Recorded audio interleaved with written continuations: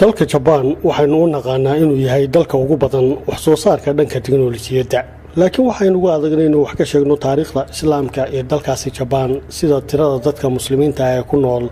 iyo inta ay leeyihiin masaajidada ka dhisan dalka Japan oo ka mid ah wadamada ay mamnuuca ka tahay in diinta lagu barto iskuulaadka ayaa tan iyo wixii ka dambeeyay dagaalkii labaad ee dunida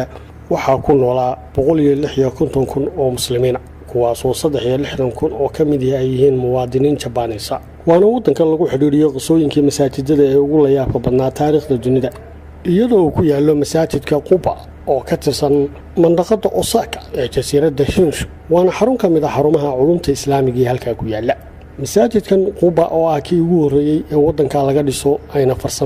farsamayaqaanadii Turkigu waxa uu ahaa masaajidkii u babacdhigay duqeyntii dhanka cirka ee diyaaradaha dagaalka Mareykanku ku sameeyeen Japan intii uu socday dagaalkii labaad ee dunida duqeynta oo magaaladii masaajidkaasi ku yaalay dhulka hoos marsay oo burburisay laakiin masaajidkaasi uu Ilaahay dartii ku badbaaday kana badbaaday duqeyntaasi oo aanay soo gaarin waxba marka laga reebo waxoogaa dhanka daaqadihii muraayadaha ahaa iyo albaabadii qaarkood oo quwadii gantaalaha dartood ka baxay halkii ay ku jireen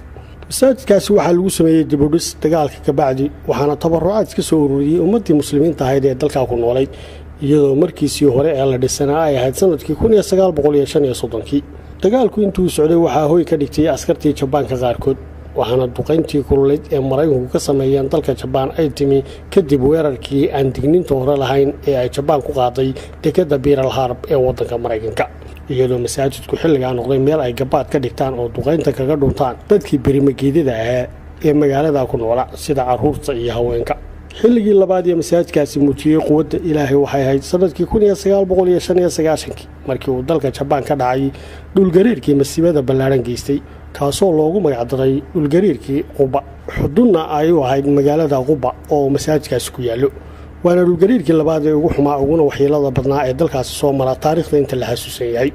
laakiin masaajidkaasi ma noqonin mid waxyeello ka soo gaadho dhulgariirkaasi iyo masiibooyinka kale ee had iyo goor soo mara dalkaasi taasoo keentay in dad badan oo wadanka u dhashay ay si gaar ah hoos ugu eegaan xaaladda masaajidkaasi iyo xaqiiqnimada diinta islaamkaba